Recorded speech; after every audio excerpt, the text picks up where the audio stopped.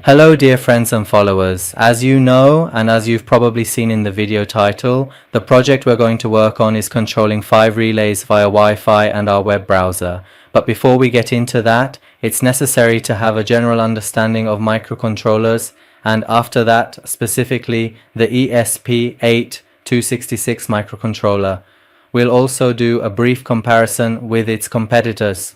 So let me give you a short explanation about microcontrollers. Look, if you're a member of this channel and have a bit of familiarity with microcontrollers, or if your university major is, for example, electrical engineering or computer science, the first thing you're probably familiar with is AVR microcontrollers, especially the AT Mega series like AT Mega 16 or AT Mega 32.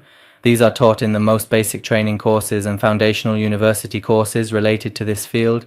To put it very simply, if you have no familiarity with microcontrollers, imagine a very small computer that has a CPU, RAM, memory, and can perform calculations on its own, receive inputs, provide outputs, generate frequencies with some of its pins, measure voltage for us, establish certain communications, and basically you can think of them exactly like a very small computer.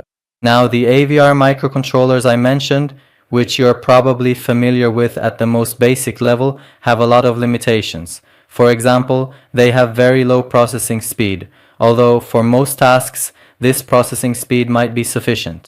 But when we're talking at a comparative level, it's like saying a flagship phone is more powerful than a mid-range phone. However, that doesn't mean the mid-range phone can't handle our tasks. So, AVR microcontrollers are very useful in their own category. We see them used in many devices. However, compared to many other microcontrollers, they might have much less processing power and fewer features. So what happened when this limitation was noticed? The technology advanced a level and ARM microcontrollers were developed. ARM microcontrollers have now become so advanced that we even use them in our phones. If you're watching this video on your phone right now, the image processing, my voice, all of that is being handled by a very powerful ARM microcontroller inside your phone. These ARM microcontrollers were developed to overcome many of the limitations of AVR microcontrollers. For example, to make a quick comparison, besides the incredible features these microcontrollers offer, like Ethernet connectivity, USB connectivity, and a range of other things that we might not see in most AVR microcontrollers, or for instance a much higher number of pins, the main difference really comes down to their processing power and processing speed. For example, in a quick comparison, an ATmega 32 microcontroller can have a clock speed of up to 16 MHz, just like how we say a computer CPU can have, say, a 3 GHz clock speed, and that determines its processing speed. Now, when we talk about clock speed, what we really mean is the number of cycles the microcontroller or processor can complete in 1 second, and this is a fundamental factor in determining how fast it can process instructions. AVR microcontrollers, such as the ATmega series, can have a maximum processing speed of 16 MHz, which means they can execute up to 16 million cycles per second. In contrast with an ARM microcontroller like the LPC1768, which you can see in the image here, we can have a frequency of 160 MHz. That's 10 times more processing speed, which is a huge leap in terms of computational power and efficiency. Now, using these microcontrollers might have been difficult for an average user, especially for those who do not have experience with electronics or circuit design. If a company wants to develop a project or manufacture a device, they can easily design a PCB for these microcontrollers, use them on their boards, and have no issues because they have the necessary resources and expertise. But for an ordinary user, if you're given a high pin count SMD microcontroller, like this ESP8266, you really can't do much with it unless you start designing a circuit, making a PCB, and building a board for it to get it into a usable form. This need for accessibility and ease of use was noticed by brands like Arduino, which started producing these boards. What they do is, as you can see in the image, they mount the microcontrollers onto development boards, providing all the necessary power supply and components needed to fully run the microcontroller, all in a single board. This way, you can easily use the microcontroller without any knowledge of PCB or circuit design, making it much more accessible to hobbyists, students, and beginners. After Arduino came out with its own dedicated boards, like the Arduino Uno, which many of you are probably familiar with, especially if you follow this page, once these dedicated boards were produced, what happened was that Arduino is an open source platform. This means anyone can use it without needing to buy a license or get special permission, and they can use it freely for their own projects, whether for learning, prototyping, or even commercial applications. Because Arduino boards became so widespread, most companies started implementing their own microcontrollers on similar boards and added Arduino support for them, making the ecosystem even larger and more versatile. So, while initially you could only program Arduino boards with the Arduino software, now you can program many other microcontrollers like the ESP8266, ESP32, other AVR series, and other ARM series using the same software without needing to have an official Arduino board. And thanks to its large and active community, there's great support, lots of libraries, and overall, programming with Arduino is very convenient and user-friendly. Now that we've covered all this and reached Arduino, let's see what happened with ESP. If we look at the ESP series, we can define them as ARM microcontrollers with built-in Wi-Fi, which means they are capable of connecting to wireless networks and enabling Internet of Things, IoT, applications. These microcontrollers are widely used in smart devices, home automation, and many other innovative projects due to their versatility and connectivity features. This means you have a microcontroller with the processing power of an ARM microcontroller, which, as I mentioned earlier, is quite powerful. But in addition, you get Wi-Fi connectivity, sometimes Bluetooth, and a wide range of other communication options all built into this module. These microcontrollers are usually not available as standalone chips. Instead, they come as modules. These modules come with various prefixes and suffixes, which we won't get into right now, but the important thing is that they all have a common base, and we want to compare that base together. On the right side of the image, as you can see, we have the specifications for the ESP8266, and on the left, for comparison, I've put the ESP32. At the end, I'll tell you which one is more suitable for your needs. By the way, the project we're going to work on will use the ESP8266. If you remember from the beginning of the video, we talked about the specs of AVR microcontrollers and ARM microcontrollers, and we saw how much more powerful ARM microcontrollers are. Now, we're seeing the same thing here. For example, let's compare the ESP8266 to an AVR microcontroller, or more specifically, let's compare it to a board like the Arduino UNO. If I bring up the specifications for the Arduino Uno, you can see here that it says the microcontroller used inside is the ATmega328. It has 14 digital pins, 6 PWM pins, which are used for things like controlling light or motor speed, 6 analog pins that can be used to measure voltage, a processing speed of 16 MHz, and some other details that we won't get into right now. But what do we have inside the ESP8266 microcontroller? The first difference, as I mentioned, is the main distinction between ARM and AVR microcontrollers, which becomes clear here. Our clock speed has gone from 16 MHz to 80 or even 160 MHz, meaning you can choose whether your microcontroller operates at 80 or 160 MHz. Another point is that the architecture of ARM microcontrollers is entirely 32-bit, whereas AVR microcontrollers are 8-bit. This means that processing happens in 32-bit chunks rather than 8-bit chunks, which leads to a significant difference in processing speed, especially for heavy computations. It's similar to when you want to buy a laptop or a computer CPU. They tell you whether the CPU is 32-bit or 64-bit, and there too we see differences in processing speed.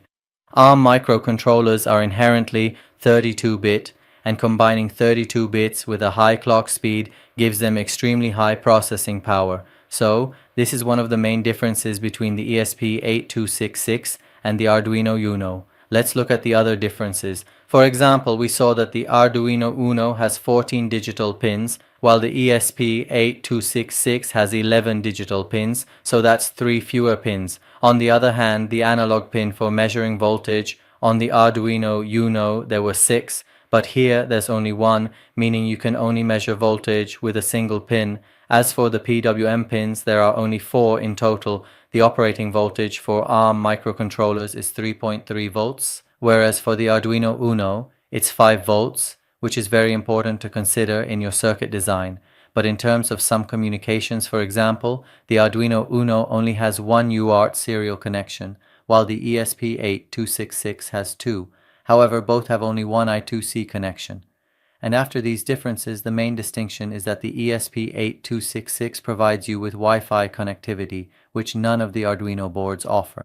So up to this point, we've gotten a general introduction to the ESP8266, and another important feature that ESPs have, which I'm about to mention, is something that even other ARM microcontrollers like the LPC1068 or STM32 don't have. But ESPs do have this feature, and that's their very large memory capacity measured in megabytes. While a megabyte might seem like a very small amount of memory in our daily lives, for a microcontroller of this size and with these capabilities, several megabytes of memory is actually a lot. For example, the ESP8266 has 4 megabytes of memory, and in the ESP32, this amount goes up to 16 or even, I think, 32 megabytes. If you want a simple and understandable comparison, just take a look at the specifications of the Arduino Uno. The Arduino Uno uses the Atmega 328, and in this series, the number in the Atmega actually indicates its memory size.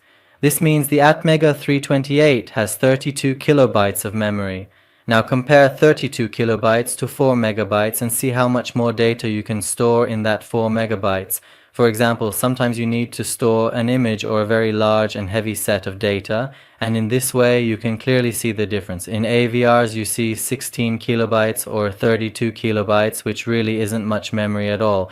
But in the ESP we have several megabytes of memory available. The same thing applies to RAM. In the ESP series, as you can see, for example, we have 128 kilobytes of RAM, which is 4 times the main memory of an AVR microcontroller, but AVRs only have a few kilobytes of RAM. So in terms of RAM as well, ARM microcontrollers give you much more, which allows you to perform heavy calculations without the microcontroller crashing, restarting, or running into problems. So up to this point, especially when we look at the price of the ESP series, we realize that these are really powerful microcontrollers and can help you in all kinds of projects, whether you need Wi-Fi or Bluetooth connectivity or not.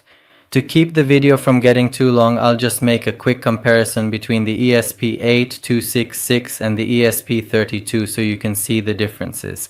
The ESP8266 is an older model in the ESP series, and after that the ESP32 was released. If we make a brief comparison, the ESP8266 has a lower processing speed, fewer pins, fewer communication options, and it doesn't have Bluetooth. These are its shortcomings, or rather, the features it lacks compared to the ESP32. If we compare here, we see that the first big difference with the ESP32 is that it has 2 cores, meaning 2 cores can process tasks simultaneously. This is very helpful for multitasking. For example, one core can handle Wi-Fi communication, while the other does other tasks. This is something the ESP8266 can't do. Its clock speed reaches 240 MHz, which is much higher than the 80 or 160 MHz of the ESP8266. The RAM, which was 128 kilobytes in the ESP8266, is now 520 kilobytes in the ESP32, which is a huge number and can handle any processing task. We also have Bluetooth and Wi-Fi connectivity, both using the latest technology available at the time, and they're fully functional. On the other hand, we have 34 GPIOs compared to 17 on the ESP8266, so it's doubled. For example, if you look closely, we have 18 ADC channels here, meaning 18 pins you can use to measure voltage, whereas the ESP8266 only had 1, and the Arduino Uno only has 6. Here we have 18 ADC pins. We also have 2 DAC channels, which are the opposite of ADCs, meaning you can use them to generate voltage. With ADCs we read voltage, and with DACs we generate voltage. Not every microcontroller has this feature, but the ESP32 does. In terms of other communications, it has many more units. For example, the ESP8266 had 2 UARTs, but the ESP32 has 3. This is for serial communication or I2C. ESP32 has 2, but the ESP8266 only has 1. For SPI, the ESP8266 has 1, but the ESP32 has 4. In other areas too, for example, it has 16 PWM channels. Overall, in every aspect, we see a huge leap compared to the ESP8266. And after this, we have the ESP-S1, the ESP32S1, ESP32S2, and ESP32S3 are its more recent versions, and they offer even more and greater capabilities overall. You can certainly use them for very advanced projects as well. However, if your project does not require a large number of pins, additional communication options, or Bluetooth connectivity, then the ESP8266 is a very suitable microcontroller to start with. In the next sessions, we'll talk more about the different types of ESP8266, and then we'll move on to implementing our project. Thank you for staying with us up to this point in the video. I hope the content of this first session has been useful for you. Until the next videos, goodbye.